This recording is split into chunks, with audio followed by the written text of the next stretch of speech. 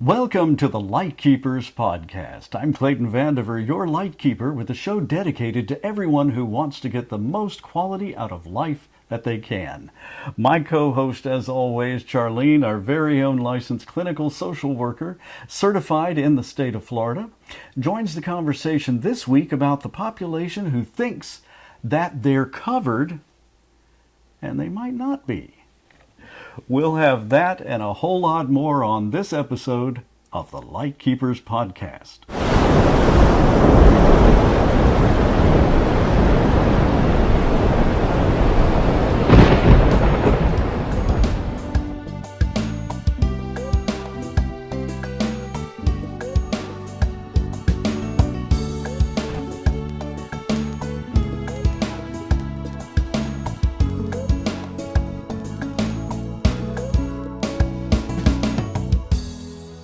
And before we start, please leave your questions or comments below. We always love to hear from you. Questions this week will be answered during our next show that appears online every Wednesday evening at 7 p.m. Eastern. The Lightkeepers Podcast is an exclusive production of A Guiding Light. We'll tell you more about A Guiding Light at the end of the podcast, but we don't have much time, so let's get right into this week's conversation, Charlene, about people who think that they're covered, but they're not necessarily. What do we mean by that? So what we mean by that is that a lot of times people think that Medicare will cover everything. And sadly, that is not true. As someone who has worked in the hospital setting, in the hospice setting, it can become a very difficult conversation when I am talking with someone who finds themselves in a situation where they're needing long-term care placement. For those that may not know the lingo, that means a nursing home. Oh, yeah. Nursing home placement. And nursing homes differ from ALFs and ILFs, or do they not? I'm a little confused about that. So an assisted care facility or an long-term care facility. So here's your different levels of care. Okay. Okay, and these can be a little confusing to someone who's not familiar with them. So you have your independent living. Right. These are for individuals who are still capable of taking care of themselves. Right, they're still ambulatory. They get around, they go shopping a couple times a week. Exactly. Go out to dinner with the family. Exactly. Okay. A lot of times you'll hear these places referred to as senior living communities. Okay. All right. This is someone who can still live in their own home without any assistance. Okay. Okay. Then you have your assisted living facilities, your ALFs. Okay. Okay. These are facilities for people who can do most things on their own, but they're starting to need a little bit of help. You know, maybe they can't cook for themselves anymore. Maybe they can't do the housework. Well, I've seen some of the meals in the assisted living facilities that I've visited, and they really lay out a beautiful spread. They make wonderful meals, many of them, most of them. Most of them are really good. Yeah. In order to be able to go into an assisted living facility, you have to be able to do some things for yourself. Like, for example, you have to be able to ambulate. You have to be able to move around on your own. You have to at least be able to transfer, and that means you have to be able to go from one sitting position to a different position. Like, you have to be able to go from a wheelchair to a bed. Oh, okay. Or just get from point A to point B kind of on your own. Exactly. Okay. So assisted living facilities do have minimum requirements that someone has to be able to do. Now, assisted living facilities are not paid for by Medicare. Those are private pay. That's an important point to understand. Very important point. Who pays for these? Now, the next level of care is your skilled nursing facility. Okay. Your long-term care facility, your nursing home. Okay, so that's where we were going, was the nursing home, when I got distracted by all those other facilities. Okay. And nursing homes, skilled nursing facilities, these are where people go who need rehab. If they're not strong enough to go back home, if they need some physical therapy. So they have a few extra features, maybe a few more therapists, physical therapists, and more of a nursing staff. Exactly. I guess. Yeah. But if you are someone who can't go home, if you are not able to be cared for at home, maybe you don't have any family, maybe your family is not physically able, for whatever reason, if you are not able to be taken care of at home and you're not capable of taking care of yourself, then a skilled nursing facility is where you would need to go. And where the conversation can become difficult, and I've actually had this conversation with an older gentleman who became very distraught when he found out that the Medicare that he's been paying into his entire life does not pay for skilled nursing. So he assumed that it did and that he was covered and good to go right there, but and see, and it gets complicated. It gets complicated for people because Medicare does pay for skilled nursing if it's short-term for rehab. Oh. But they do not pay if it is where you're living.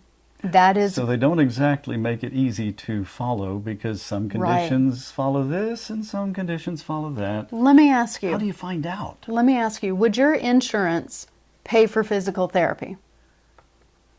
You know, I honestly don't even know. Yes, your insurance would pay for physical therapy. So just standard employer's insurance covers for physical therapy. If the doctor prescribes it, it'll pay for it. Okay. Would your medical insurance pay your mortgage? I would assume not, unless it's there's the little duck. Difference. There's probably not. Oh. But there's the difference. Medicare is for medical, and they're not going to pay for you to live somewhere. They're not going to pay your rent. They're not going to pay your mortgage. So they're not going to pay for your skilled nursing stay. So a good standard to sort of understand it by is if it's purely medical, like a hospital, where you're going to get treatment, they're very likely to cover that. Right. Your insurance is very unlikely to cover it if it's just a place to live. Exactly. That provides your meals. Exactly. And, okay. Now, does that change if it's an assisted living facility that has a memory care unit, for instance, where someone with dementia or Alzheimer's would be receiving more specialized care, but they're also living there? So memory care units are usually found at skilled nursing facilities. Right. And they're very specialized units where they have special safety features in place. Most of them are lockdown units, which means once you go in, you can't get out without, being buzzed out or some key that'll let you out. And that's for the safety of the residents to keep them from wandering. And anyone who's ever worked in the news, as I have, and has seen a silver alert come across when someone is funny, quick story. I've got to tell you this anecdote. I've got to share this with our listeners and viewers. I'm editing the morning news many years ago, and I'm seeing a feed that came over CBS from the Carolinas, and I'm seeing my cousin. And I said to our producer, I leaned out of the edit bay and I said, "This is my cousin. He's on this story." And he ran over and said, "What's the story?" I said, "Well, it's a silver alert, and oh my Lord, it's my own uncle. My own uncle had driven the mile to church on Sunday, and here it was Monday, and he hadn't been heard from, and he never arrived to church."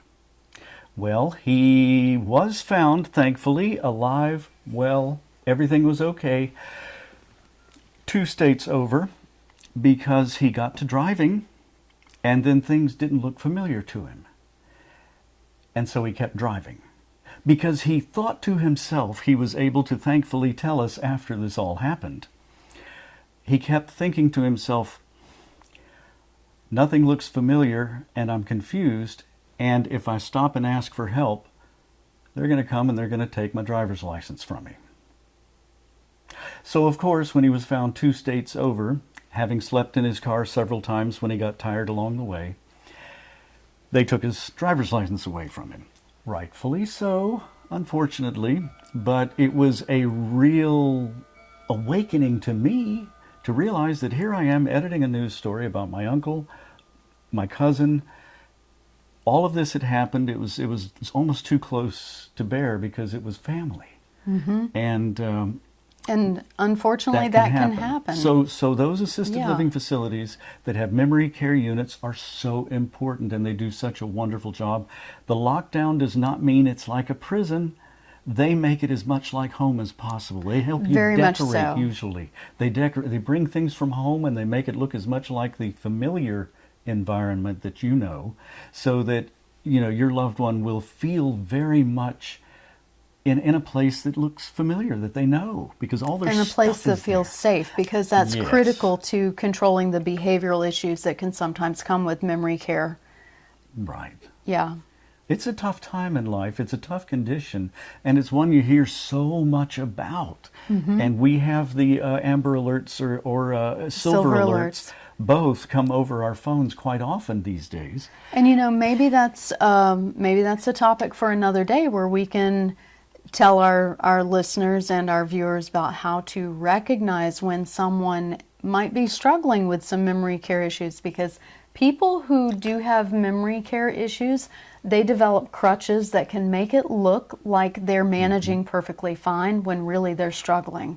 And they may not realize, and the family may not realize, and so that can be an issue. And this is something we've had personal experience with family members, where the doctor was telling us they're perfectly fine, and we were going, no, something's off. The doctor only sees them once, twice a year for a few minutes. We see them every day, quite at lengthy, we see them when they sundown. That's a different thing we'll talk about at some point, I'm sure, because sundowning is weird for the caregiver.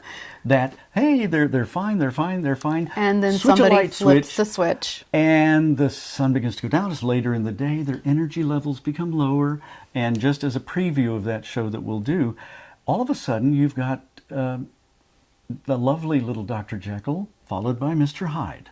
And that's exactly it. But to get to answering your question, even the memory care units, be they at assisted living or skilled nursing facilities, are not covered by Medicare. They're not covered by Medicare. Really? Really. Wow. So to get back to where we were when we started all this, we kind of went off on a tangent. Good information, great stuff. But we were really looking at the population who thinks that they're covered, but they're not. So anyone who is on Medicare, who's been paying into it their entire lives, Right. a lot of these people go into their golden years thinking that whatever they need is going to be covered. And truth of the matter is, that's not true. And that can be a rude awakening for some people. The gentleman that I was talking about, that I had this conversation with, actually became quite belligerent when he found out that what he had saved to leave to his family, he was not going to be able to leave to them, because it was now going to cost that for him to be able to receive the care that he needed. Oh, wow. And That could be a very it was very horrible upsetting. awakening, yeah. Not just to him, but to the entire family. I mean, and it really does put our seniors in a delicate position, because here you have someone who is on a fixed income. Right. They're only getting a certain amount each month. And now you're looking at a facility that is going to cost thousands of dollars a month. And you have, most of the time, you have a spouse who's going to be at home with all the same expenses, but now with half the income and the added expense of that facility. Of course. And that's important it's one of the topics, one of the things, one of the very purposes of this show is to allow people to live more in control of their destiny, more in control of their resources, of their life, of their medical choices. To be able to prepare, to plan. Be aware, to know these situations are possible, would have saved that family and that particular patient a lot of shock at the moment. Absolutely. When they're already not doing well, not feeling well, and all of a sudden they realize, and now everything I ever saved for, everything I paid into Medicare isn't going to pay for what I have to have done here. Correct. And I'll tell you, Medicare is a whole nother topic that we're going to talk about at some other point. And we've run out of time. We're going to have to push this off until another show. But I wanted to ask specifically, when people, a community center or a church has a gathering and passes out the 5 wishes and has everyone fill it out, and then everyone goes home all happy thinking, yep, I've taken care of all my paperwork. Is that really the case? Not all the time. Not all the time. So we're going to talk about that in an upcoming episode, so stay with us. Is there anything you'd like to follow up with here to top off this particular show? Yes. So there are things out there called long-term care policies that can be bought that will help offset the cost of care if a facility is needed. There's the added benefit here that long-term care policies can also pay for care in the home. So it might help people remain in the home longer and maybe avoid those facilities. And something to think about, you could need a long-term care policy. Well, I've talked about this, actually done lectures on this before, that when you can afford a long-term care policy, you're generally young and you're generally not thinking about it. By the time you're old enough that it enters your mind and you need a long-term care policy, you're already too old for it to be affordable. And they get very expensive the older you get because you require more care. But the important point that I've always made in those lectures, you can need long-term care at any age. Absolutely. I've known 20-year-olds, unfortunately, involved in bad accidents who are then made necessary for long-term care their entire lives. Correct. And long-term care may not necessarily mean end of life. No, it not just at all. means a situation where your care is going to be prolonged and it's going to take place where most recovery is weeks, months. Long-term care means you're looking at years. Or potentially could need services and procedures and regular maintenance that family members are neither trained nor sometimes even willing to provide for you because it's way out of their wheelhouse. So it's something that, again, we're going to talk about in the future. We've got a lot of great topics to tell you about. And again, going into these situations with that knowledge is what this show is all about. Because you can live a better quality of life and make better decisions. So we've run out of time. We're way over time. And I appreciate you being here. Of course, it's all a highly personal choice. No conversation that we have on the Lightkeepers podcast should ever take the place of your own medical care team or other professional advisor, who should always be consulted by you for your specific situational needs. And it's always good to be willing to talk about quality of life, because every single one of us will face some of these issues some of the time, either not prepared at all or very well prepared indeed. From joining us here on the Lightkeepers podcast each and every Wednesday at 7 p.m. Eastern. This is an exclusive production of Vanimation Studios, brought to you by A Guiding Light. That's a 501c3 nonprofit organization dedicated to education and information that allows informed preparation for living the very best life possible at any age. The mission of A Guiding Light is to provide education for professionals and information for everyone else about life planning, available guidance, and counseling that helps individuals and their families navigate options that improve the quality of their remaining days. The organization is committed to training professionals through scholarship grants when needed, who will help you find the very best information and options to meet your planning needs that are available in your area, so you can always be aware of your choices, confident in your decisions, and at peace that you've made the very best decisions to live life on your own terms. Now visit the website at aguidinglight.org, or to make a tax-deductible contribution that helps others find the information and resources they need. Send your check to the address on the screen right below me here, or there's even a link to send a direct PayPal on both of our audio and video podcasts. So you can send that link directly to us, scan the QR code, and that'll get you where you need to go. So we're so grateful of your support. Sincerely hope you will join the conversation in the coming weeks. Add your questions and comments below. Speaking of that, hit the like and subscribe buttons right now while you're thinking about it. It's free. And turn on that notify bell. You'll catch every single episode. I'm Clayton Vandiver, your Lightkeeper. We'll see you next time.